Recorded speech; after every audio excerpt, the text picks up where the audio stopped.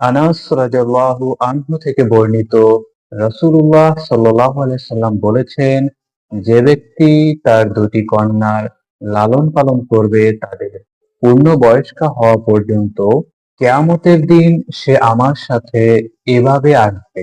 এ বলে তিনি তার আঙ্গুলসমূহ একত্রিত করে দেখালেন। প্রিয় ভাই, প্রিয় বোন, এই হাদিসটি আমাদের খুবই গুরুত্বপূর্ণ একটি শিক্ষা দিয়ে থাকেন, যেটা কন্যা সন্তানদের মর্যাদার ক্ষেত্রে বলা হয়েছে যে কন্যা সন্তানদের যে পিতামাতা লালন পালন করবে, তাদের দায়ভার গ্রহণ করবে, তাদের জন্য মৃত্যুর পরে পুরস্কার আছে। এমন একটা পুরস্কার যেটা আপনি কল্পনা করতে পারেন না, যে রাসূলুল্লাহ সাল্লাল্লাহু আলাইহি সাল্লামের সাথে একত্রে অবস্থান করবে।